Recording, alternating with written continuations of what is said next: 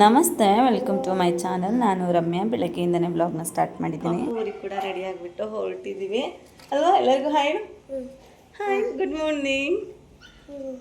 ಈಗೇನು ಊರಿಗೆ ಹೋಗ್ಬೇಕು. ಮನೆ ಕಿಚನ್ ಎಲ್ಲ ಕ್ಲೀನ್ ಮಾಡಿಬಿಟ್ಟಿದ್ದೀನಿ. ಎಲ್ಲ ಕ್ಲೀನ್ ಮಾಡಿ ಹಸ್ಬೆಂಡ್ ಫುಲ್ ಕಸ ಎಲ್ಲ ಹೊಡೆದು ಗುಡಿಸ್ಕೊಂಡು, ಯಾಕಂದರೆ ಸ್ವಲ್ಪ ಬೇಗನೆ ಹೊರಟಿದ್ದೀನಿ, ಸ್ವಲ್ಪ ಬೇಗ ರೀಚ್ ಆಗಬೇಕು. ಹಾಗಾಗಿ ಈಗ ಊರಿಗೆ ಹೊಂಟಿರೋದು. ಏನಕ್ಕೆ ಇಷ್ಟು ಬೇಗ ಹಿಂಗೆ ಮೊದಲನೇ ನಾವು ಬಂದು ಊರಿಗೆ ಮತ್ತೆ ಹೋಗ್ತಿದ್ದೀನಿ ಅಂತ ಪೂರ್ತಿಯಾಗಿ ಬ್ಲಾಗನ್ನು ನೋಡಿ ಅದ್ರಲ್ಲಿ ತಿಳಿಸ್ತೀನಿ. ನಾನು ಸಿಂಪಲ್ಲಾಗಿ ರೆಡಿ ಆಗಿದ್ದೀನಿ. ನಮ್ಮ ಪಾಪನೂ ಅಷ್ಟೇ ಸಿಂಪಲ್ಲಾಗಿ ರೆಡಿ ಆಗಿದ್ದಾನೆ. ಹೋಗೋಣ? ಬಾಯ್ ಮಾಡು. ಅವ್ರು ಕಸ್ಬರ್ಗೆ ಹಿಡ್ಕೊಂಡ್ಬಿಡ್ತವ್ರೆ ಸಾಹೇಬ್ರು. ತುಂಬ ಹೆಲ್ಪ್ ಮಾಡ್ತಾರೆ ಚಿಕ್ಕ ಪುಟ್ಟ.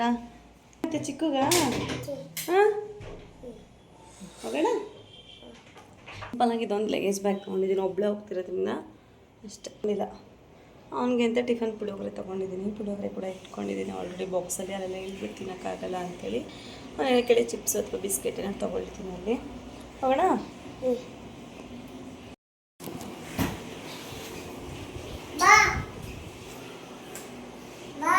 ಇಲ್ಲಿಗೆ ಹೋಗೋಣ? ಹೋಗೋಣ.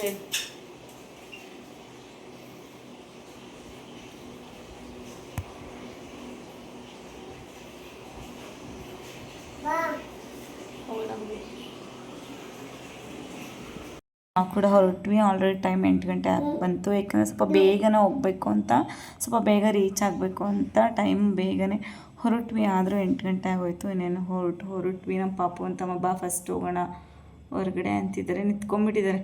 ಫಸ್ಟ್ ಹೊರಗಡೆ ಹೋಗಬೇಕು ಅಂದರೆ ತುಂಬ ಇಷ್ಟ ಅವ್ರಿಗೆ.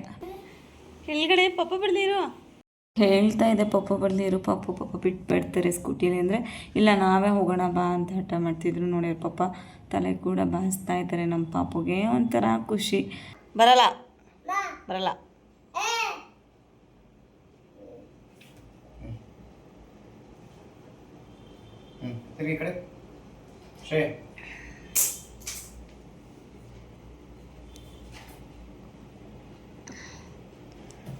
ಯಾಕೋ ಸಿಟ್ಟು ಮಾಡ್ಕೊಂಬಿಟ್ಟವನು ಶ್ರೇಯಸ್. ಎಲ್ಲಿಗೆ ಬರ್ತೀಯ? ಹಾಂ, ಆ ಕಪ್ಪೆಲ್ಲ ಅಳಿಸೋಗೈತೆ ನೋಡೋದಲ್ಲಿ.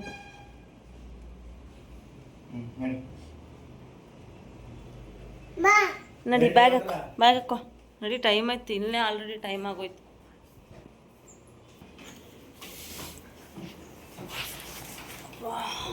ಯಾರ್ದು ಅವಶ್ಯ ಆಯ್ತು.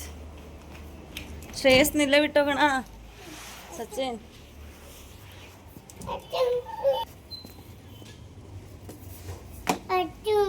ಅತ್ತು ಎಲ್ಲಿ ಬಿಡ್ತೀನಿ? ನೀನು ಇಲ್ಲೇ ಇರ್ಬೇಕು ಚಿಕ್ಕಪ್ಪನ ಜೊತೆಗೆ. ಅಪ್ಪು ಇಲ್ಲೇ ಇರು ಅಂತ ಹೇಳಕ್ಕೆ ಸ್ಟಾರ್ಟ್ ಮಾಡಿದ ತಕ್ಷಣ ಅಳಕ್ಕೆ ಸ್ಟಾರ್ಟ್ ಮಾಡಿಬಿಟ್ಟ. ಹಾಗಾಗಿ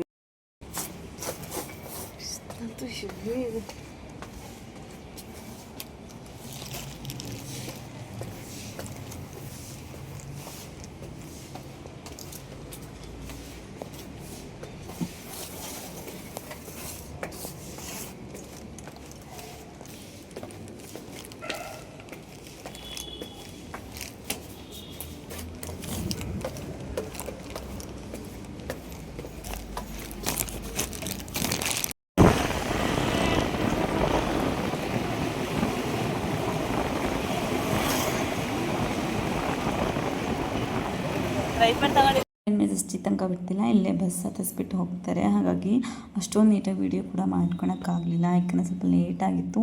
ಹಸ್ಬೆಂಡ್ ಬೇಗ ಹೋಗಮ್ಮ, ಅಲ್ಲಿ ಹೋಗೋಷ್ಟಕ್ಕೆ ಲೇಟ್ ಆಗುತ್ತೆ ಅಂತ ಹೇಳಿ ಬೇಗ ಕರ್ಕೊಂಡು ಹೋಗ್ತಿದ್ರು. ಹಾಗಾಗಿ ಚಿಕ್ಕ ಕ್ಲಿಪ್ಪಿಂಗ್ಸ್ ಮಾತ್ರ ತೊಗೊಂಡಿದ್ದೀನಿ.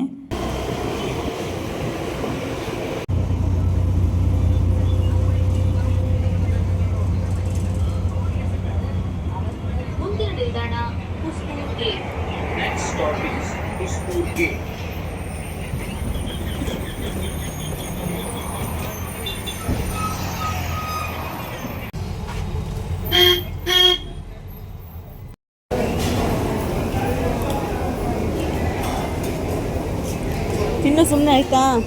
ಹಾಂ,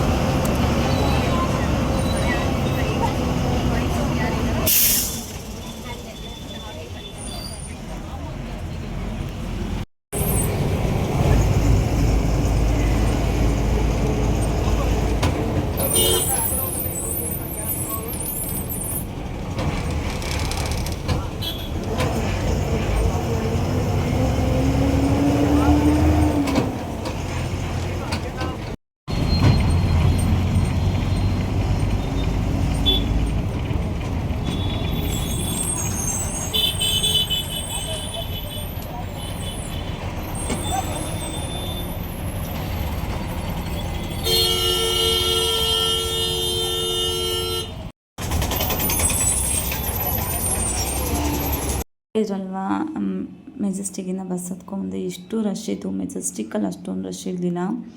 ಅರಸೀಕೆರೆ ಬರೋಷ್ಟಕ್ಕೆ ತುಂಬ ರಶ್ ಆಗಿಬಿಡ್ತು ಬಸ್ಸು. ಅದರಲ್ಲೂ ಸಂಡೇ ಆಗಿರೋದ್ರಿಂದ ಈಗೆಲ್ಲ ಹಬ್ಬ ಮತ್ತು ಜಾತ್ರೆ ಅಥವಾ ಮದುವೆ ಫಂಕ್ಷನ್ಗಳೆಲ್ಲ ಜಾಸ್ತಿ, ಹಾಗಾಗಿ ಸಖತ್ ರಶ್ ಆಗಿಬಿಟ್ಟಿತ್ತು ಬಸ್ ಕೂಡ. ಜೇಬಲ್ಲಿ ಇಟ್ಕೋ ಜೇಬಲ್ಲಿ. ಅವ್ರ ಪಪ್ಪ ಕೊಟ್ಟಿದ್ರು ಹಂಗೆ ಹೋಗ್ಬೇಕಾದ್ರೆ. ಹಾಂ ಆಯ್ತಾಯ್ತು, ಜೋಬಲ್ಲಿ ಇಟ್ಕೊ. ಹಾಗಾಗಿ ಅದನ್ನು ಹೇಳ್ತಿದ್ರು, ಇಟ್ಕೊಳ್ತಾನೆ ಇಲ್ಲ ಬಸ್ ಮೂವ್ ಆಗ್ತಿತ್ತು. ಇಟ್ಕೊಬಿಟ್ಟಣ ಜೇಬಿನಲ್ಲಿ. ಹಾಂ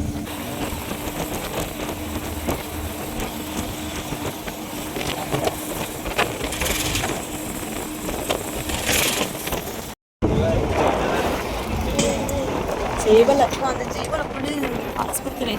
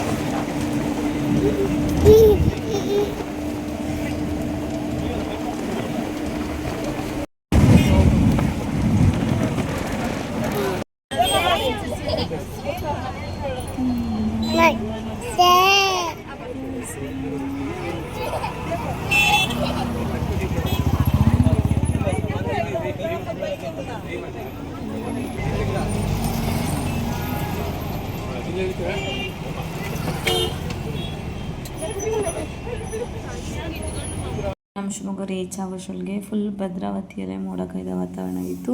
ಅಂದರೆ ಈವ್ನಿಂಗ್ ಟೈಮಲ್ಲಿ ಮಳೆ ಬರೋ ರೀತಿ ಆಗಿಬಿಟ್ಟಿತ್ತು. ಎಲ್ಲಿ ಶಿವಮೊಗ್ಗ ರೀಚ್ ಆಗೋದ್ರಲ್ಲೇ ಮಳೆ ಬರುತ್ತೋ ಅನ್ನೋದೇ ಟೆನ್ಷನ್ ಆಗಿಬಿಟ್ಟಿತ್ತು. ಏಕೆಂದರೆ ಪಾಪು ಬೇರೆ ಇದೆ, ಮತ್ತು ಗೌರ್ಮೆಂಟ್ ಬಸ್ ಸ್ಟ್ಯಾಂಡಿಂದ ಪ್ರೈವೇಟ್ ಬಸ್ ಸ್ಟ್ಯಾಂಡಿಗೆ ಕೂಡ ಹೋಗಬೇಕು. ಸಖತ್ ಮಳೆ ಬರೋ ರೀತಿ ಎಲ್ಲ ಆಗಿತ್ತು. ಹಾಗಾಗಿ ಬರಲ್ಲ ಅಂತ ಅಂದ್ಕೊಂಡಿದ್ದೆ, ಏಕೆಂದರೆ ಸ್ವಲ್ಪ ಆಗಿತ್ತಲ್ವ ಮೋಡ ಕವಿದ ವಾತಾವರಣ. ಹಾಗಾಗಿ ನೋಡಿ ತುಂಗಭದ್ರಾ ನದಿ ಕೂಡ ತೋರಿಸ್ತೀನಿ. ನಮ್ಮೂರಂದರೆ ಏನೋ ಒಂಥರ ಖುಷಿ. ಬಸ್ ಸ್ಟ್ಯಾಂಡಿಗೆ ಕೂಡ ಬಂದುಬಿಟ್ವಿ ನೋಡಿ. ಒಂಥರ ಖುಷಿ, ನಮ್ಮೂರಿಗೆ ಬರ್ತಿದ್ದೀವಿ ಅಂದ್ರೆ ಖುಷಿ ಆಗ್ತದೆ.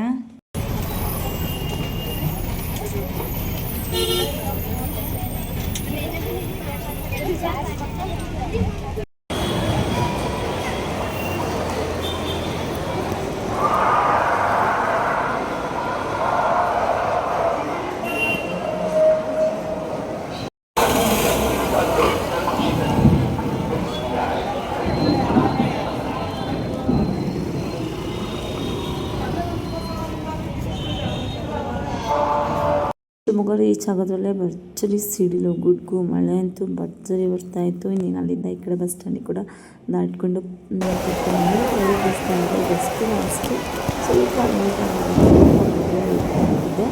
ನಾನು ಅವ್ರಿಗೆ ಹೋಗ್ತಿದ್ದೆ ಫಸ್ಟ್ ಟೈಮು. ಹಾಗಾಗಿ ನಾನು ಬರ್ತಾರೆ ಅಂತ ಹೇಳಿದ್ರು, ಕರ್ಕೊಂಡು ಹೋಗೋಕ್ಕೆ. ಹಾಗಾಗಿ ಬಸ್ ಹತ್ತಿದೆ ನೋಡಿ. ಇನ್ನು ಬಸ್ಸಲ್ಲಿ ಕೂತಿದ್ದೆ. ಆಲ್ರೆಡಿ ಅವ್ರ ಪಾಪ ವೀಡಿಯೋ ಕಾಲ್ ಮಾಡಿ ಹೋಗಿದ್ದೀರಾ ಎಲ್ಲಿದ್ದೀರಾ ಅಂತ ಕೇಳ್ತಾ ಇದ್ರು. ನಮ್ಮ ಪಾಪ ಕೂಡ ವೀಡಿಯೋ ಕಾಲಲ್ಲಿ ಮಾತಾಡ್ತಾ ಇದ್ದ ಅವ್ರ ಪಾಪ ಜೊತೆಗೆ. ಏನೋ ಒಂಥರ ಖುಷಿ ಪಾಪನ ಬಿಟ್ಟಿರೋದಕ್ಕೆ ಅವ್ರಿಗೆ.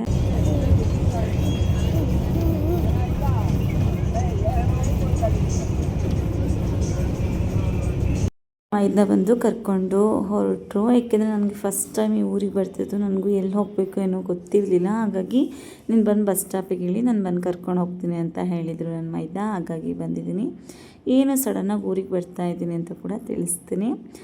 ನಮ್ಮ ಮನೆಯವರ ನನ್ನ ಹಸ್ಬೆಂಡ್ ಕಡೆ ರಿಲೇಷನ್ದು ಮದುವೆ ಇತ್ತು, ಹಾಗಾಗಿ ಮದುವೆಗೆ ಅಂತ ಬಂದಿದ್ದೆ. ಹಾಗಾಗಿ ಸಡನ್ನಾಗಿ ಊರಿಗೆ ಬರೋ ಪ್ಲ್ಯಾನಿಂಗ್ ಆಯಿತು. ಇನ್ನೇನು ನೋಡಿ ಮದುವೆ ಡೆಕೋರೇಷನ್ ಎಲ್ಲ ಚಪ್ರ ಎಲ್ಲ ಕೂಡ ಹಾಕಿದರು. ನಾನು ಬರೋಷ್ಟರೊಳಗೆ ನೈಟ್ 8 ಗಂಟೆ ಆಯಿತು. ಬೆಳಗ್ಗೆ ನಾನು ಮನೆ ಬಿಟ್ಟಿದ್ದೆ 8 ಗಂಟೆಗೆ.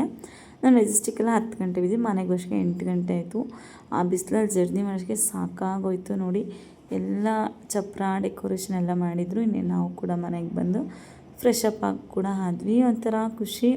ಈ ಥರ ಥರ ಫಂಕ್ಷನ್ಗೆಲ್ಲ ಬಂದರೆ ಒಂಥರ ಖುಷಿ, ಹ್ಯಾಪಿ ಮೂಮೆಂಟ್. మా ಅಪ್ಪಗಂತೂ ತುಂಬ ಖುಷಿ, ಎಲ್ಲದಲ್ಲೂ ನೋಡಿ ಆಡ್ತಿದ್ದಾರೆ.